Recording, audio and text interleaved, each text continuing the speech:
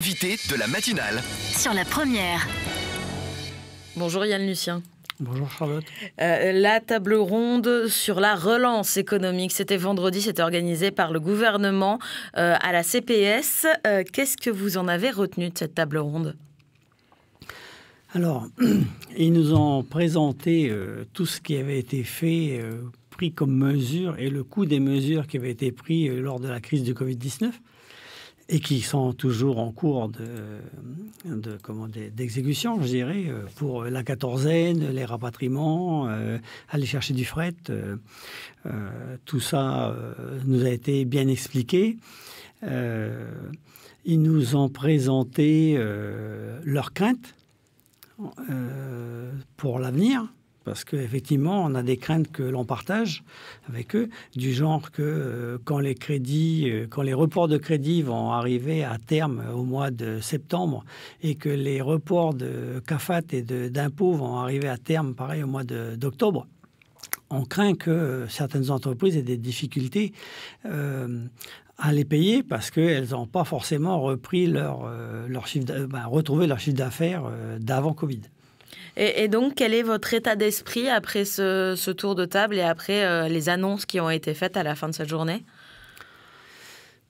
Je suis toujours craintif, malheureusement.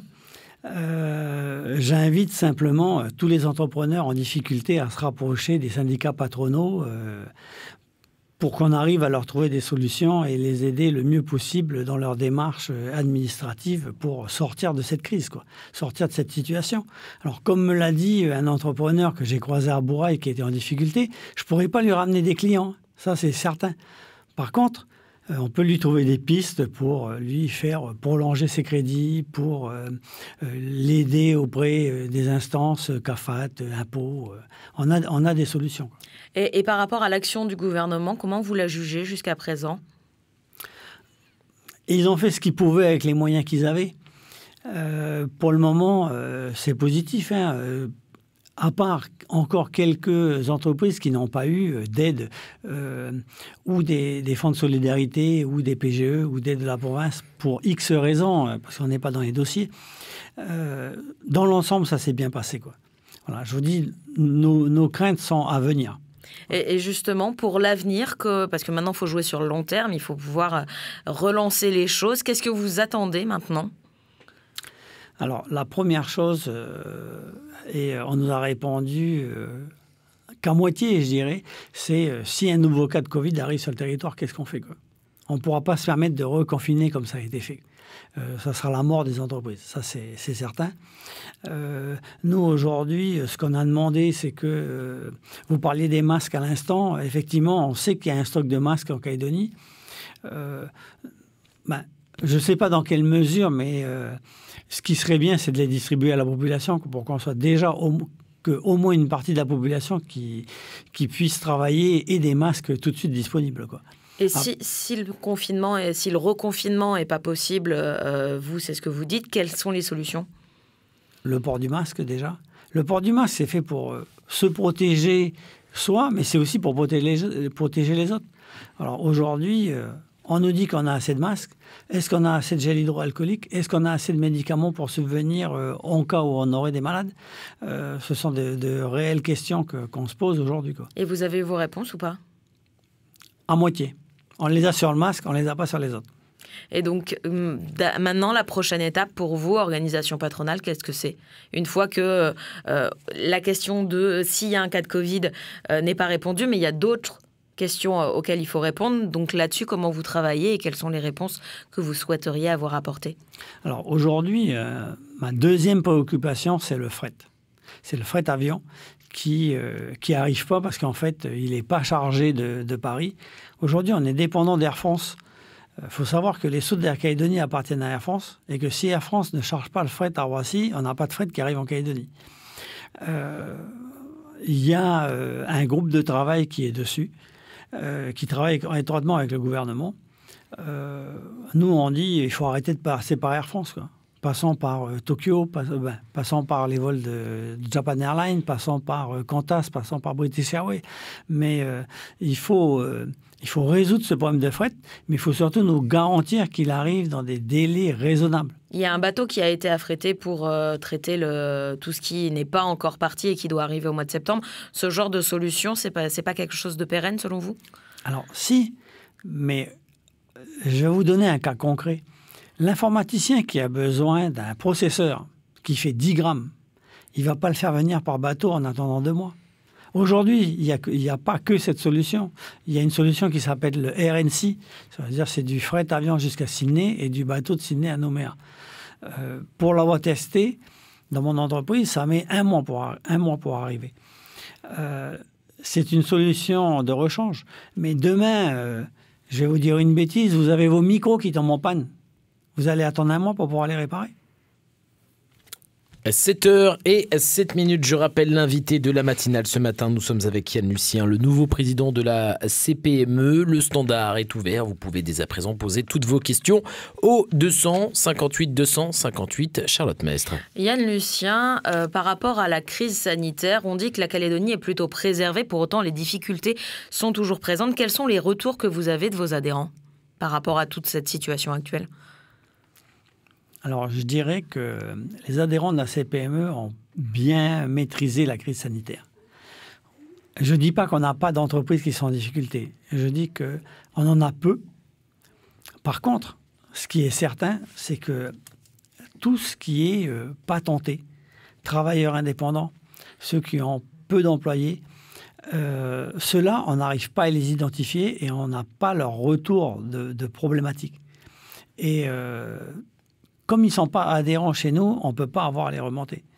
Et dans les autres organisations, par exemple la Chambre des métiers et de l'artisanat ou ce genre de choses, où là, il y a beaucoup de patentés, vous n'avez pas de communication avec eux sur le sujet ? Alors, on en a un peu, mais le problème, c'est que beaucoup de patentés malgré qu'ils soient inscrits, ne font pas forcément les démarches auprès des chambres consulaires pour les aider. Voilà. Et c'est ce que je dis. Je dis, n'hésitez pas à aller voir déjà les fédérations patronales, mais aussi, si vous ne voulez pas venir nous voir, il y a la CCI et la Chambre des métiers. Maintenant, il y a l'UDP aussi qui travaille beaucoup avec les artisans, qui nous fait remonter certaines difficultés, mais ce ne sont pas nos adhérents. Donc, c'est compliqué d'avoir des informations et de pouvoir vraiment les interroger. On se dirige du côté du standard pour accueillir Caroline. Bonjour Caroline, vous avez une question à poser, on vous écoute. Bien, bonjour à tout le monde. Moi, j'ai une petite question. En période de crise, on nous a toujours dit en fait d'essayer de penser différemment, d'innover. Et par rapport au fait, je me pose la question si on pouvait pas distribuer notre produit en Australie, en Nouvelle-Zélande, qui nous coûterait bien moins cher, sachant qu'aujourd'hui il y a une inflation qui est flagrante. On supporte les conséquences, nous, en tant que consommateurs. Et ouvrir temporairement justement tout ce qui est alimentaire, le frais par rapport à l'Australie et la Nouvelle-Zélande, qui représenterait peut-être 80% de notre consommation et vraiment les produits pas d'une France. Voilà, merci de votre réponse et bonne journée à tout le monde. Yann Lucien, changer de fournisseur, s'adresser et faire nos achats en Nouvelle-Zélande, en Australie, plutôt dans la région, pour éviter justement les délais vers la métropole, ça vous paraît une solution envisageable ? Alors, dans un monde des bisounours, je dirais que oui. Le problème, c'est que, on a une taxe à l'entrée pour tous les pays qui ne sont pas européens, donc un coût supplémentaire. 2, on a beaucoup de matériel qui vient d'Europe, parce que déjà on est français, et donc on fait partie de l'Europe, et donc une grande partie du matériel industriel vient de l'Europe pour les normes NF, parce que l'Australie n'a pas forcément les mêmes normes. Donc pour tout ce qui est industrie, c'est assez compliqué. Maintenant, effectivement, pour tout ce qui est alimentaire, la solution, elle est de s'approvisionner dans les pays qui sont autour de nous. Le problème, c'est est-ce qu'ils en ont suffisamment pour pouvoir exporter ? Est-ce qu'ils ne vont pas la garder que pour eux ? Et par rapport aux taxes à l'importation, il suffit d'une dérogation votée au Congrès pour que ça puisse ne plus être suspendu temporairement. Tout à fait. Par rapport à l'interpatronal, au moment du confinement, vous faisiez front commun avec le MEDEF et l'UDP. Où ça en est aujourd'hui ? Aujourd'hui, concrètement, on travaille sur des dossiers ensemble. Aujourd'hui, M. Gigès veut réformer la TGC et les impôts, comme tout ce qui est... charges sociales. Voilà. Et donc, aujourd'hui, on essaye d'arriver avec une position commune sur ces dossiers-là. Parce que ce sont des dossiers importants qui vont toucher les entreprises. Et pour cela, on va faire front commun. Et faire front commun alors que les problématiques ne sont pas les mêmes. On le sait, les cotisations sociales ou la TGC vues par des grandes entreprises de la distribution et vues par des petits entrepreneurs, ce n'est pas la même chose. Il y a quand même des endroits où vous pouvez vous retrouver, où justement vous pouvez faire front commun. Alors, je vais vous donner qu'un exemple. Aujourd'hui, on nous dit la TGC, il manque 8 milliards de recettes. Bon, il manque 8 milliards de recettes pour l'année dernière sur la TGC. On va déplacer un curseur pour récupérer les 8 milliards l'année prochaine. En front commun, on dit on va récupérer 8 milliards, certes, mais pas l'année prochaine. On va faire l'augmentation par palier. On ne va pas passer d'un taux de 6 à 11, on va passer d'un taux de 6 à 8. Puis après à 10. Et puis, on va voir comment on peut faire travailler autrement, faire des économies et puis peut-être mettre de l'impôt qui va directement à la CAFAT au lieu que ce soit sur les charges sociales pour redonner du pouvoir d'achat. Une TGC redistributive, une TGC sociale. C'est-à-dire redistribuer la TGC différemment et baisser les charges sociales des patrons, c'est ça? Tout à fait, pour retrouver de la compétitivité et pour retrouver du pouvoir d'achat pour nos salariés. Et pour autant, ça peut faire un manque à gagner à la CAFAT qui n'en a pas vraiment besoin, qui est clairement sauf si on décale un curseur des impôts. Et ça, quel est le retour que vous avez de la part du gouvernement quant à cette possibilité, quant à cette option? Alors aujourd'hui, je dirais qu'ils sont très ouverts. À nous de faire le travail pour leur démontrer que c'est viable, et pour la CAFAT, et pour les salariés, et pour nos entreprises. Et quel délai vous donnez? Parce que vu la situation, il faudrait que ça arrive vite.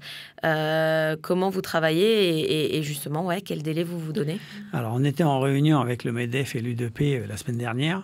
Et quand on était en réunion, j'avais dit qu'il fallait qu'au 30 septembre, ce soit réglé. Donc, il nous restait 40 jours. Et à votre avis, ça va être tenu? Oui. Parce qu'on est des entrepreneurs, on sait prendre des décisions, on sait analyser des chiffres. Et donc, j'espère en tout cas qu'avant la fin du mois de septembre, on aura apporté un cahier des charges au gouvernement pour tout ce qui est réforme fiscale et TGC. Par autre actualité en ce moment, vous avez participé jeudi après-midi à une conférence avec la FINC, avec la Fédération du BTP, par rapport à la réforme et aux arrêtés qui sont passés pour le référentiel de la construction. Qu'est-ce qui ne va pas ? Alors, ce qui ne va pas, c'est qu'ils n'ont pas mis les textes dans le bon ordre. Aujourd'hui, ils ont voté des textes sur les normes françaises. Ça veut dire que quand vous faites une construction, vous devez avoir tous vos matériaux de construction qui soient de normes NF, normes françaises. Le problème, c'est que tous les artisans qui sont en Calédonie, toutes les industries qui sont en Calédonie, il va falloir qu'ils demandent des agréments pour que leurs matériaux soient considérés comme avoir des normes françaises. Le problème, c'est que cet arrêté n'est pas passé. Donc, on va se retrouver avec un décalage entre le moment où nos entreprises vont pouvoir être agréées avec leurs matériaux, alors qu'aujourd'hui, la réforme est déjà votée. Voilà. Donc, on a mis la charrue avant les bœufs. Et donc, aujourd'hui, qu'est-ce que vous demandez ? On demande à ce que tous les autres textes soient votés, et puis qu'on ait une gouvernance, qu'on ait quelqu'un qui se charge, qui écoute ce qu'on leur dit. C'est toujours pareil. Aujourd'hui, on a un manque de communication. Je dirais un défaut d'entente, en fait. Pas tellement un défaut de communication, mais il y a des choses. Il faut faire les choses dans l'ordre. Hein. Quand on compte, c'est 1, 2, 3, 4. On ne compte pas 1, 5, 8, 2, 8, 50. Voilà. Il y a un ordre et il faut suivre l'ordre. Et l'ordre du gouvernement et la logique du gouvernement n'est pas forcément la même que la vôtre. Vous pouvez l'entendre, ça. Ils ne sont pas là pour prendre des textes pour vous faire plaisir ou pour faire comme vous feriez. Non, mais si demain, quand vous allez voir votre banquier pour lui demander un crédit et qu'il va vous demander « Est-ce que votre maison, tous les matériaux sont aux normes françaises et est-ce que vous avez l'assurance qui corresponde ?» Si vous lui dites « Je ne sais pas », donc là, vous allez vous retourner vers votre assureur qui va vous dire « non, les tôles de BlueScope ou de CFP, elles ne sont pas aux normes françaises, donc vous ne pouvez pas couvrir votre maison. Je dis, qu'est-ce que vous faites ? Ça veut dire que la réforme, en l'état actuel, il faudrait la suspendre parce que les assureurs disent qu'elle est déjà applicable et que donc, du coup, il faut déjà appliquer ces règles qui ont été passées. Tout à fait. Il avait été demandé de la reporter de quelques mois, ça n'a pas été fait. Aujourd'hui, il faut vraiment faire avancer les derniers textes. Il en reste pas tellement, mais voilà. Il faut faire avancer les derniers textes pour que toute cette réforme soit mise en place. Le problème des assureurs, justement, vous en parliez, il va falloir, selon vous, contrôler aussi les assureurs ? Alors, les entrepreneurs du bâtiment nous ont fait remonter qu'effectivement, leur assurance avait été multipliée par de 2, voire x10. Aujourd'hui, le gros problème qu'on a, c'est qu'il y a des assurances qui ont été... 2 assurances ont été regroupées en une. Et que l'assurance qui était avant une décennale, qui était par construction, est sur le chiffre d'affaires de l'entreprise. Donc, je vais vous donner un exemple tout bête. Vous avez 50 millions de chiffre d'affaires et vous payez 1% d'assurance. Vous vous retrouvez avec 5 millions à payer. 500 000 francs à payer. Mais avant, vous payez 100 000 à chaque fois que vous avez une construction. Donc aujourd'hui, l'entrepreneur, il va démarrer son année avec à payer une lourde assurance. Il n'aura pas forcément les moyens. On a plein de petites entreprises du bâtiment qui vont pas pouvoir travailler parce qu'elles n'auront pas d'assurance. Donc il faut que le gouvernement se penche sur la question. On a rendez-vous avec... les assurances nous ont demandé de nous rencontrer pour qu'on étudie la question avec eux, pour qu'ils nous expliquent qu'est-ce qui se passe exactement. Je ferai venir les entrepreneurs des syndicats du BTP, FPME avec nous pour les voir et on va trouver des solutions. Et s'il faut, on fera intervenir le gouvernement. Et Yann Lucien, président de la CPME, merci d'avoir été notre invité ce matin. Merci beaucoup à vous. Bonne journée, Charlotte. C'était l'invité de la matinale. Sur la première. C'est pas trop tôt. C'est pas trop tôt.